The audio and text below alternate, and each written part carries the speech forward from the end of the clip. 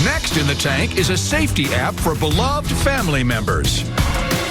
Hi, Sharks. My name is RC, and I live in New York City with my 3 dogs, Marty, Hank, and Odin, a.k.a. the 3 Musketeers. Today, I'm seeking $100,000 in exchange for 10% ownership in my company, Woof. Whatever you're doing right now, give some super claps to Super RC. Woo! Welcome, RC. How you doing today? I'm doing great, Joe. Thanks for having me. Oh, you're so welcome. You're so welcome. It's great to get to meet you. Glad we were able to finally get the schedule together. And so let's just jump right into how you were feeling walking down this hallway.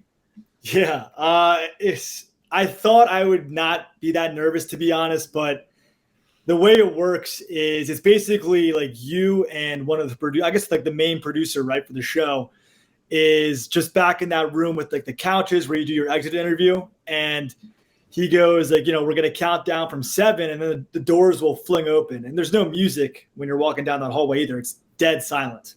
So that wait for the 7-second countdown took, honestly, I think maybe 3 minutes because they were getting things ready backstage. So the nerves I had to keep asking him for a bottle of water because I kept losing my throat was getting all tight and it was very nerve-wracking. I think I honestly almost blocked out from being so nervous. But then once the doors flung open, it was like I was just on like a go mode. I almost blacked out and I just did it. Oh, man. So getting into the tank, you were going in for $100,000 for 10%. Correct. And to date, so I just watched your pitch not that long ago, like an hour ago, to get refresh and write some questions and all. So to date, when you filmed, you had 4 incidents.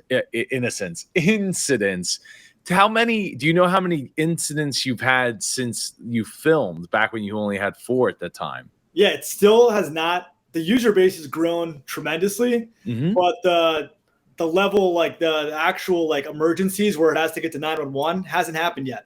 We actually automated. Yeah, that's a good thing. That is a good thing. Yeah, we automated totally step 1 and step 2 of support. So, for example, if someone's timer expires, they get like an automated text right away, and they have an hour to respond to that to confirm if they're okay. And if they don't confirm in an hour, they get an automated robocall. And if they don't answer that, after 2 hours, it's considered like an actual expired timer. Then we manually go and call the user. So that alone has basically removed me from support totally and my team. It's, everyone just goes, oh, yes, I was on vacation or whatnot. So it's gotten to level 2 where we contact the emergency contacts, but it has not gone to level 3, thankfully. Wow. I mean, I mean, that's great to hear. I know, Kevin expressed some, I would say good problems to have, like, oh, you're going to need a call center. You're going to need people like, yeah, that means you're doing money. That means money is coming in. And that means that, you know what I mean? Like, so I didn't get that either. Cause I was like, well, that's why I'm here, for money to do things like get a call center. Right. I mean, that's the goal, is to actually need to buy a call center. Yeah. So. Exactly. So it just, it kind of blew me away that he's just like, oh, well, I have to do all these things. It's like, yeah, obviously it's not in your wheelhouse to want to do it. So leave it to the person that you're investing in to go and figure it out. Right. Like, and then you went and did that anyway, through automation. And I think that's really smart to utilize, automated services to handle those things. Cause you don't need a personal touch of somebody on the phone to like, are you alive? It's like, is everything all right? Like what's our next step? Right. Yep. And then in terms of the call center, I actually, I've met with a few, and I met with one that I think is the one I'm going to go with when I'm ready to do that. And it's actually like a 911 dispatch like center. Basically, the way alarm systems work is, I didn't know this till I met with the company, but the way alarm systems work is the like ADP, I think it's a company, right? As an example, it's just like, a box that triggers the alarm that sends a signal to this like call center that's specifically designed for alarm systems. And every other alarm system, like, it's not just ADP, it's like every other alarm system comes to that call center. And they have all the, 911 codes for the entire country. So they're like designed for a Woof scenario where they'd have to call 911, right? Just as if someone's alarm went off if someone broke into their house. So that's when I'm ready. That's the way I'm going to go. It's not going to be like a random call center that handles like, sales calls or something like that. It's going to be very specific for emergencies. And I think that's really a really smart observation on your part. We use a towing service company that all they do is like answer tow calls for our after hours truck repairs. So, you could get any call center literally anywhere in the world, but like you want somebody who knows like, okay, this is not working. This is the thing. And these are the steps that need to take that are next. Yeah, exactly.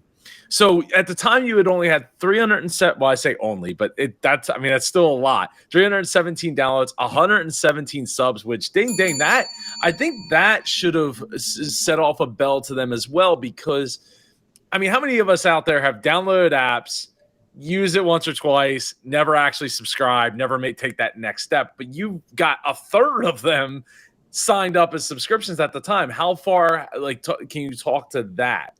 Yeah, so the night that it aired, I had, I believe, like 2,500 downloads from just the night of. And then throughout the weekend, a couple other 100 trickled in from like reruns and stuff of that nature on demand. And of those, around, I think the exact number was like 600 subscribed from that, which is not bad, again, if you think of like the conversion rates. And I realized one big change that we've made since the air date, which I wish I had the night we aired. So if you downloaded Woof on the night it aired, you had to essentially buy the app to actually like enter and make an account. And that's the way it was set up. And if I had it where there was like a freemium model, right, where you would download it, you'd set up your profile, and then you would choose to subscribe, I would have captured all that user data, right? I could have sent promos to them. So I didn't get any of that user information, because if someone downloads the app, you don't capture, like Apple won't give you their email, right? So I think I missed an opportunity on potential pipeline of leads, but that's something I learned. Yeah, just thinking through it myself, I think it's a great observation on your part for somebody else in the future to not miss out on an opportunity like that. But, even if I was just thinking like, well, because you have automation, like, what if you had like a cheaper plan, right? That's like $1 a month or something, something like that, that only takes step 1 and step 2. Or only step 1, like it's a timer, and like, hey, for $1 a month, you get a peace of mind that you're going to. You look at, Ring is an extreme example, but like Ring's free service is free. Like I don't do call monitoring or house monitoring services because I'm home or my wife's home. One of us is home. And if the alarm's set, if it's set, like if I'm not home, my phone's always by my side, right? So I'm getting the email, I'm getting notification through the app and all that. So it's like not as big of a deal as say to go and take that next step and then have a call center integrated on your part. So I think some kind of freemium or freemium to the dollar plan, like to the lesser plan to get the people to the high, a slightly higher plan to get that extra peace of mind, I think could definitely help you there. And I think it's ADT.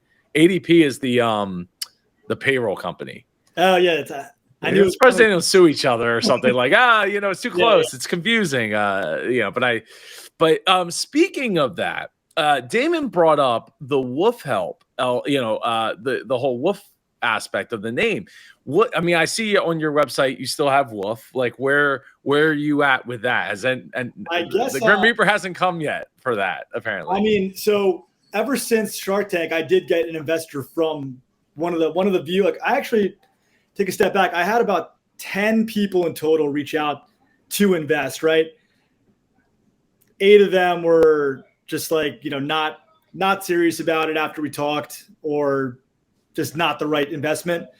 But one of them runs a Founders Institute. He's like actually has an accelerator, and he's since came on as an advisor, and we've converted Woof Help LLC to Woof Help Inc. So we're now a Delaware corporation, And we we met with attorneys, and that was the first thing we asked is, hey, is Woof going to be a problem? And he watched the episode before the meeting, and he was like, no, Damon is not right. It's not, this won't be an issue. So, because it's not called Woof, it's Woof Help at the time, LLC, right? That's the company name.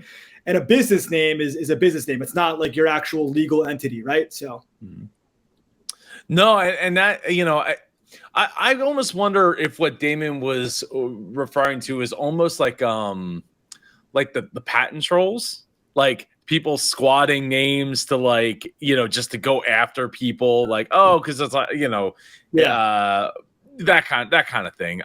I guess I'm really not sure where because again, the name was Woof Help LLC, or now Inc. But yeah, no, that's awesome that you were able to get incorporated, get in Delaware, which is a very business friendly state, just south of me. So that's great to hear.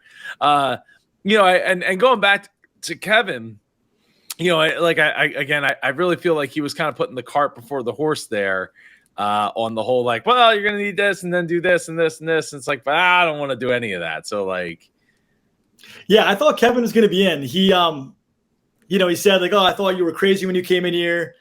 And then he kind of just like disappeared after that and then backed out.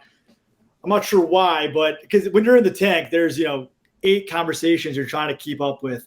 It's cool. I guess technically 5, right? But it's really crazy to try to like, you don't want to make one shark feel left out. So you're trying to like pace the way you're answering each of them, listen to what one of them said when they got cut off to go back to them. So yeah, I don't know. Kevin, he just kind of slipped away throughout that whole process. Yeah, it did. I mean, even in the way they edited it, it sounded like he was going to come back around and be like, all right, let's do this. And here's, give me 25% or 33% or something, a lot higher than 10% of the business. Speaking of that, how did you decide on your initial offer valuation? It was actually higher. I think I was going to come in at 150. And then the producer said that the Sharks this year, because of, I guess, the economy at the time of filming, was not looking too bright, especially from like the post-COVID stuff. So I just decided, I really wanted the deal, and my costs were so low, 150, 100K. Like, to me, that would have been game changing regardless, right? Plus to have a Shark as a partner. So I wasn't really there for like the specific dollar amounts. Maybe if I had a company for like 10 years, right? And it was like my actual career at the time, then every dollar I would have mattered in terms of valuation. But for me, it was like 150, 100. I don't care. I just want a Shark, and I want some funding to make this happen because I have a lot of ideas to make it happen. So that was my mindset. Yeah, and I think that's fair, and very smart to look at it like that instead of trying to split hairs over because of the long game. If you did get a deal for $100,000 for 10%, you're really making out well for the foreseeable future as far as the health of the business, and without having to maybe go raise money from somebody else or having to go and spend that time and energy and money in that way elsewhere. Yeah. So no, I think it's smart, but it's a lot better than coming in at like 300,000 and above. Yeah, I mean, if I went back, I would have even came in at like 50K. Like, to me, that I wasn't there again for the money. I was there for a deal, for a Shark. And but I think we've actually added a huge piece of the business. So at the time of Shark Tank filming, I was thinking about it as like a purely B2C standpoint, right? You're a customer, you buy it on the App Store. And then I don't know, just one day, like maybe a month or two after I was in the Shark Tank, this kind of light bulb went off, because I'm in my career B2B sales, right? SaaS sales, been doing it my entire career. And I was thinking of ways that Woof could become a software I could sell to businesses. And then I said, okay, well, a lot of employees now offer like pet insurance, right? Especially from COVID. And now that people are coming back to the office, all these COVID pets, employees are kind of like, well, what am I going to do with my dog at home? They're worried. And I was like, bam, that's it right there. Woof could be an employee benefit.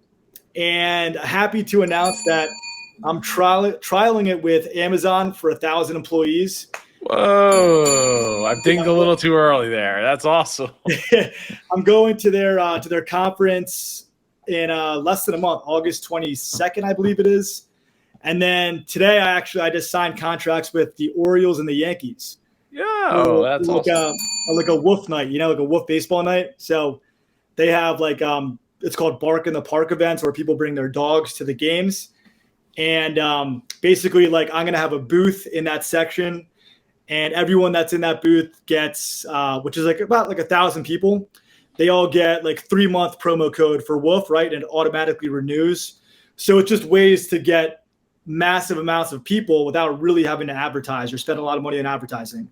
And then besides Amazon and the Yankees and the Orioles, we are in the middle of partnering with a Canadian pet insurance company. So we're going to be moving into Canada, talking to Shopify. I am talking to Lyft as well, early stages. So there's a lot of companies that have expressed interest that I'm starting to talk to. Have you been able to get into like any of the Petco, or what's the competitor, PetSmart, Petco? One of those. Yeah, that's one of the things I'm trying to do. I thought of another vertical to get in there. So if you go to my website, there's like an e-gift card, right, where you could basically buy Woof for anyone else. And the way I thought about this is, people, let's say, Joe, let's say you had your birthday coming up, and I knew you loved your dog. Do you have a dog, by the way? I do have a dog. Okay, so I do have a dog, yes. Joe loves his dog. His birthday's coming up. I don't know what to get him. Why not get him a 1-year Woof subscription, right? So this is the E version, right? I'd buy it. You'd get an email with a promo code. You put it in the app. You have Woof for a year now. I think it's the most thoughtful gift you can get anyone is a Woof subscription if they're a pet lover, right? And so I made physical versions of this, and I'm going to try to put them in, obviously, PetSmart, Petco. But I've already gotten a few like small retail chains, not chains, I guess, a few small mom and pop stores to agree to it.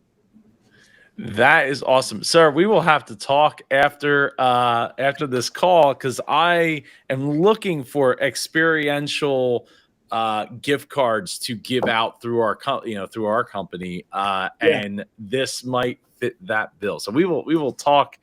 We'll talk afterwards. Yeah. Did going into the tank, did you have a shark in mind? Mark Cuban, of course. He's one of my idols, just one of the coolest guys out there. So for sure, I wanted Mark. Mark Cuban easily. Mark, okay. I wasn't sure. I thought Damon was like Robert would be the pet guy, but like, yeah, I guess because Robert I know he has a dog at home. Damon is on like the Petco board, I believe. Yeah, I believe so. If I had this like B2B idea at the time, I guarantee they would have been like, "Oh, that's a great idea. I probably would have gotten a deal with at least Damon, because then he could have brought it to like the Petco board, bam, right there." So yeah. Oh, absolutely. So how did you go about preparing for Shark Tank, balancing life and the business? And I assume you were working another full-time job, and Shark Tank's such a gauntlet. How did you balance all that? Yeah, so it really is like a part-time job getting ready for Shark Tank. My fiance was not happy at all about it. Like, I would get off work, come to my computer, get my script ready. I'd be probably practicing that pitch like over 1,000 times in front of her. She got tired of hearing it. And then, meeting with the producers every week. So yeah, it's a lot of work, but I mean, I wasn't mad about it. I loved it. I loved every second of it, because I knew what a big opportunity it was to, just make Woof turn into a huge business, right? So I was happy to spend as many hours as I needed to make that happen. Were you a big fan of Shark Tank prior? No, honestly, obviously I knew about the show, right? I didn't watch it at all. Like, I probably saw, an episode here or there over the years. The way I ended up applying is one of my friends was like, when I told them about the idea of Woof, it was still in development. They were like, "Hey, you should apply to Shark Tank." And I kind of like laughed it off. I was like, yeah, okay. And then, one night I just did it after dinner, just kind of messing around. And then a month later, I heard back from the producers, and that kind of kicked off the whole journey. Oh, that once I had that call, then I became a fan. Then I binged like almost every season, like at least 7 through the recent ones, through 14 at the time. Wow. And how do you feel that helps you prepare? Yeah, it definitely does. It lets you know the kind of questions they ask, right? It lets you know their personalities. It lets you know what they care about. Like all the pet segments, I made sure I was completely locked in, paying attention to see which shark cared the most about pets. So yeah, I think if you're going to be on Shark Tank, you need to binge as much as possible. So once you got out of the tank and you know, obviously you did not get a deal. Once you got back, what did you do to start preparing your business for potentially getting to air? Yeah. Oh man. So you don't know if you're going to air. That's probably the most stressful part is like you do all that prep work, you shoot, and you know, they only film like 160, 180 pitches, and then half of those end up airing, right? So filming is not anywhere of a guarantee that you're going to be on. And I thought, hey, I didn't get a deal. There's even less of a chance I'm going to air. So to be honest, if you asked me honestly, I probably thought there was like a 30% chance I would air. And, you know, the first couple of days after I didn't get a deal, I was really bummed out. But then I just kind of like said, okay, in my mind, you know, they're wrong. They're going to regret not giving me a deal. And then I just kind of went about almost more motivated than before Shark Tank. And yeah, I just acted like I wasn't going to air. And then, you know, one night, 3 weeks before or whatever it was, 4 weeks, 3 weeks before, I got the notification that I'm going to be airing. And then I was like, okay, now I need to start getting like the servers upgraded, all that stuff. So I was really excited when I heard that news. Yeah, I mean that's the last thing you want is your website going down on Shark Tank Air Night. For Not sure. even that, more like the app server. I was like, I don't want the app server to go down. Oh, that's that too. So did you wind up having a watch party for it? Yeah. I went back to Maryland with all my friends. There was, I think, like 15 of us at one of my friends' houses, and we all watched it. We got a bunch of beers and just had a good night. That's awesome. Now, how was you mentioned earlier that you had a bunch of 2,500 downloads from that night. How was it watching that come through? And were you watching? Did you have people paying for the service that night, or was it like the next, start trickling in as the subscription side start trickling in over days? You don't know like the subscription numbers in real time. You have to kind of wait till the next day to check who all subscribed. So I didn't know who all was subscribing or downloading at the time, but I got a bunch of like live chat messages from the website saying like, oh, I loved your segment. Oh, I think about this all the time. A lot of people saying they want it for themselves, not even their dogs. So yeah, I thought I had a good idea there was going to be a lot of downloads. And yeah, I mean, I think 2,500, whatever it was is a good amount for sure. Yeah, no, absolutely. I think you can't take for granted any amount because, as you know, as somebody who got 300 downloads, yeah, that didn't happen just because the app was up live, right? I imagine. So how did you wind up coming across my video? I think yours was like if you typed in Woof, like Shark Tank. I think yours was like one of the top ones that came up. Actually, one of my friends. He like texted me the next day. He was like, "Hey, this guy covered your Shark Tank footage. You should like take a look at it." So that's how I found it, at least. Oh, that's good. That's good. I'm glad. I mean, generally that's how it happens. Somebody texts somebody. Yeah. I mean, unless the person found my videos prior to going on, which I've had that happen quite a few times. It's usually somebody's texting, the people like, "Hey, you got to check this out. Check out this video." So that's the marketing's working. That's awesome to know. That's good to know. So RC, growing up, what was your childhood dream? Yeah, so my whole family's in medicine, so they wanted me to be like a doctor, go down the medical school pathway. But I've always just had like more of like a salesy type personality, people type personality. So right when I graduated, I went into sales, right? doing business software sales. And I didn't know at the time that I wanted to be an entrepreneur, but then I think me hating working at a company, and if you're out there, if you hate working for a company, I think that's a sign that like maybe you do want to secretly, that's like your body telling you want to be an entrepreneur. You just don't like know it, right? You don't like, oh, I want to invent something. I want to run a company. It's just like a sign that maybe that is the case, especially if you're not lazy. You know, I'm not a lazy person at all. So I think that was a sign like, okay, I want to be an entrepreneur. And when I thought of Woof, I knew I just had to go through with it and start making moves to make it happen. Well, I think the number one thing that's the toughest for people as entrepreneurs is being good at sales, and having that background in, you know, for you already puts you well ahead of the game, right? Like, yeah, you got to come up with something to sell.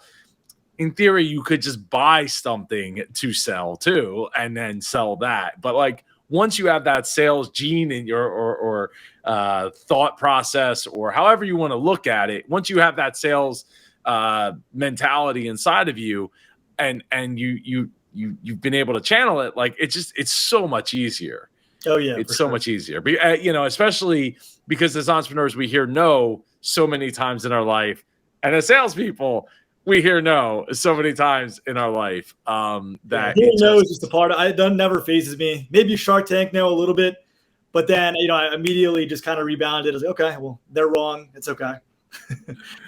Oh, definitely. Yeah, absolutely. And again, I think that the price point that you have is such a like a no-brainer. Like $30 a year is not a tremendous amount of money for a peace of mind. So what is the future of the company looking like? I know you kind of talked about the B2B aspect, but like cue us in on what's coming. Yeah, so that's a good question. So I think I'm going to keep trying to expand the B2B stuff. I want Woof to be like, you know, basically a part of every major corporation's like employee benefit package, really. I think that's one vision. That's one part of the vision. Another part of the vision is really kind of, I think, if you ask me my 5-year plan, it would be to start something called Woof Haven. And what that is basically right now we use technology to identify if someone's, you know, life is in danger, and that means that their pet's at home by themselves. But then we don't really have a rock solid solution where if that person passed away, let's say they had no one to take care of the pet, right? They didn't have any family, they didn't have a pet beneficiary. What would happen to that pet? I think the long-term vision I have is to have like a branch of the company called Woof Haven, where basically it's a full service where if something does happen to you, we would, you know, be able to take the pet, raise it as our own in like a really, maybe a ranch, who knows, right? Like a really awesome environment where they're just kind of these rescue dogs. And that would obviously be a much more expensive tier. The way I thought of this one is I was talking to the Humane Society actually. And they have a service kind of like this where if, you know, people pay like, I think $20,000 is the price they told me, where if something happens to them, they like would take the dog and raise it as their own in a really good environment. The thing is they don't have any way to identify if that person ever passed away. So you know, they have to like pass away. Someone has to find the dog, hopefully in good health. And then I guess through the person's attorney or will know that they have to take it to the Humane Society. Whereas Woof, it would be in the app already, right? You download it, something happens to you. We have the pet beneficiary as us. We, you know, would come collect the pet, raise it as our own. It would live a good life. That's probably my long-term vision.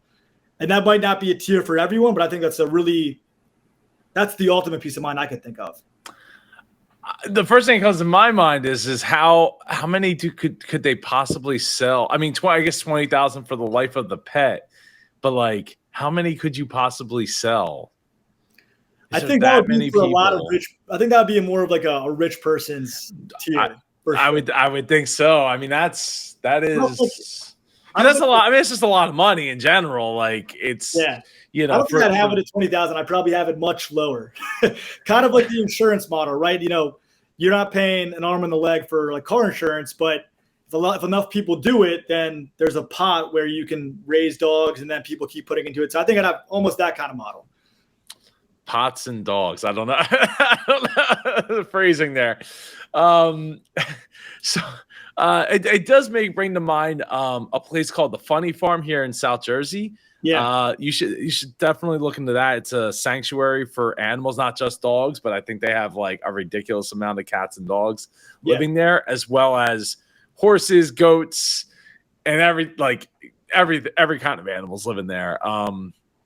But yeah, I mean they do something very similar. But I don't know. I don't think there's any call because it's just like a I don't even think it's public. It's just funded by donations, straight up. But like that might be a way of having a way to get the animals where it's like the cost isn't super crazy on your end, and the cost on the customer end isn't super crazy because it's going to a sanctuary. And I mean, I'm sure there's other sanctuaries like the Funny Farm, but I just know of that because we go there from time to time with the kids, and they absolutely love feeding the goats and feeding the animals and stuff. But yeah, there's a lot of there's one that reached out to me in I think North Carolina, and it's called like Animal City. They're a haven, right?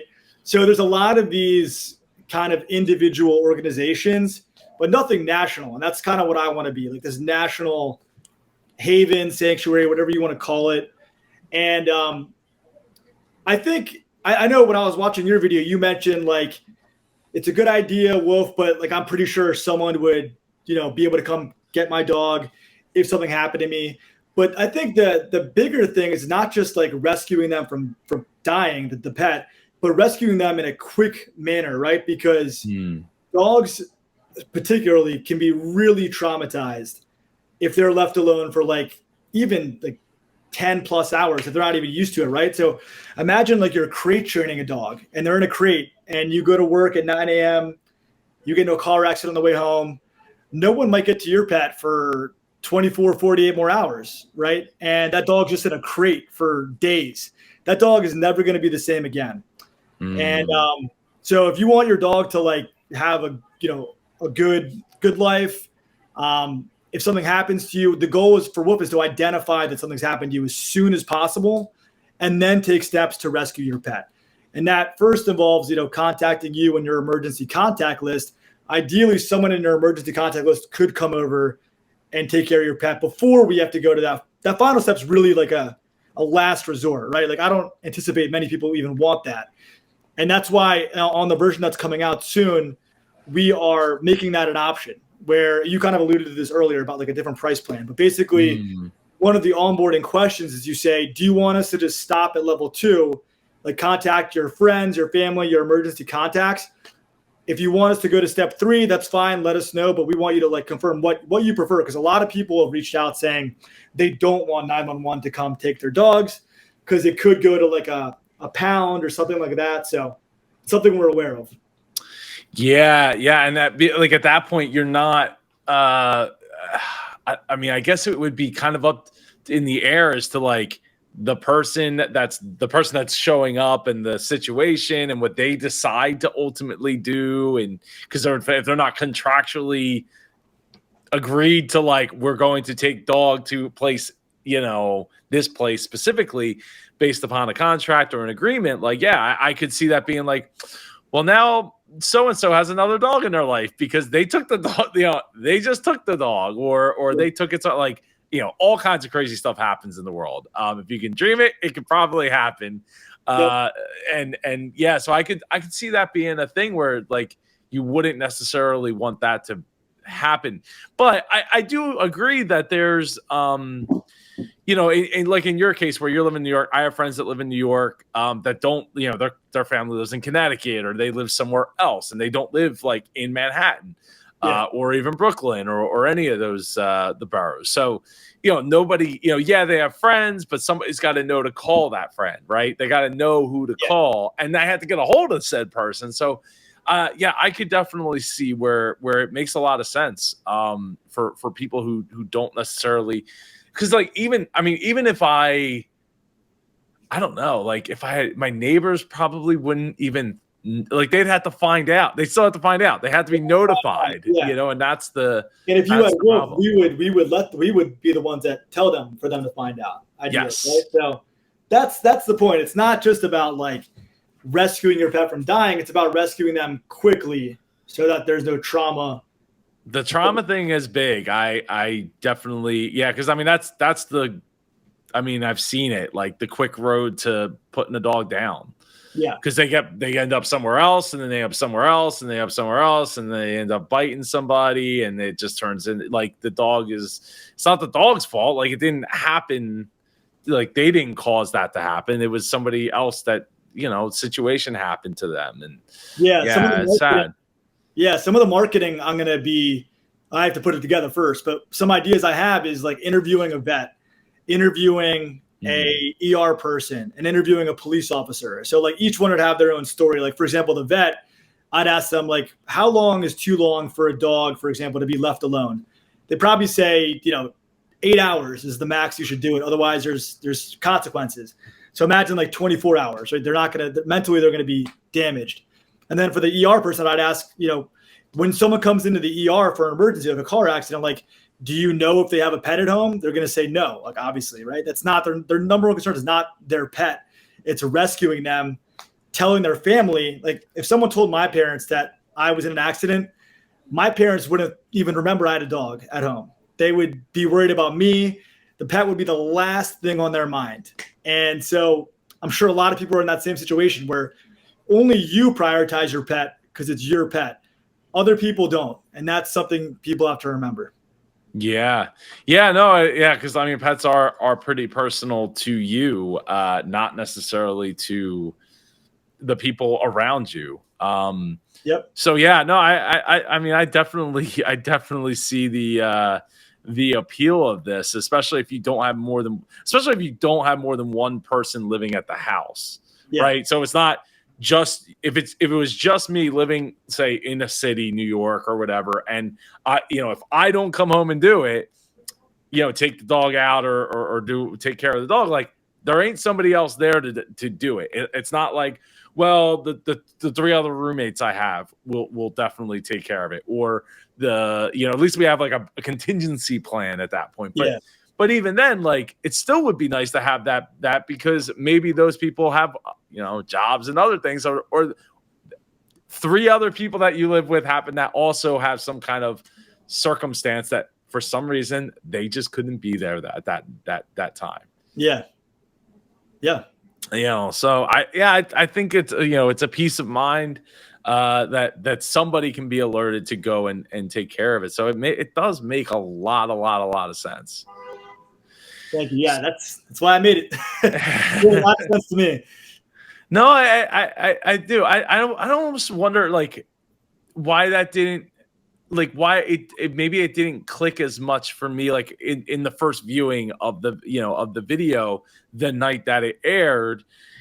And I mean, I think I got a little bit more on the second viewing just a few hours ago, but like talking with you, like it does make a lot of sense, especially if, again, you don't have more than one person that might be there to take care of said animal. Yeah. And especially if you're like in your early 20s, you're texting people every day. People are going to know if you're missing, but if you're like in your 30s or plus, you don't talk to your friends as often, right? Like some people in their 30s might not talk to their friends for a week, days, and certainly no one's gonna come check on you if you don't answer in like 18 hours, right? So there's just so many people out there, millions and millions of people out there that should be using Woof if they want peace of mind. It just gave me a thought for like an option, and I mean obviously iOS might be an issue, but like if you could track last activity on a phone, doesn't matter what the activity is, just like screen lit up or screen unlocked, at least then you'd have like something like somebody unlocked said screen, somebody is looking at this, so like somebody like, that's That's what I was going to base the home timer off of. Did they? I don't think they mentioned the home timer on Shark Tank, so they might have cut it out. But basically, there's an away timer where if you're gone for a certain amount of hours, right, the timer expires. There's also another timer called the home timer. Same concept, but except you don't. If you don't leave your home in a certain time frame, maybe you had like a heart attack in your house, right? And then same support kicks in. But my original idea was what you just said is that if you don't like use your phone in a certain number of hours, then support would be triggered. But the developers told me that's not something you could do currently. So I thought it was a good idea too. Yeah, well, they like my, like great minds think alike. I think, it would be. I mean, Android, you probably could do that. Yeah, iOS, I highly doubt you could pull that off unless you had the app running in the background with background services turned on. And even then, I don't know if it would give that access to that. You don't even need to know what. You just need to know 1 or 0. It's something happened, nothing happened. Yeah. But yeah, I could see why they probably wouldn't do that. So RC, I really appreciate you taking the time to come here today and share with us your story and how things are going and all that. Can you please let people know how they can get Woof for themselves? Yeah, so there's 3 ways. You can either go to the App Store for Apple, the App Store for Android, or you can just go to woofhelp.com. And woofhelp.com will have the badges that'll link you to the App Store. But if you're just in the App Store, just search Woof and it'll come up. Luckily, Shark Tank boosted that up a lot. When I first came out with the app, Woof, because it's such a common term, right? It was like Woof was way down there. Like you had to scroll 3 or 4 pages in the App Store to find it. But now, thanks to Shark Tank, it's like right at the top. So if you type Woof in, it'll come up. That is priceless, especially when you have a name that is, generic enough as Woof. Like, what does dog say? Woof. So that is absolutely awesome. RC, thank you so much again for taking the time to be here today. Yeah, it's been a pleasure. Thank you so much. Anyway, thank you for making it all the way to the end of this video. If you haven't watched RC's pitch, click on up here. If not, I'll see you in the video down below. Take care and go be super. Thanks, Joe.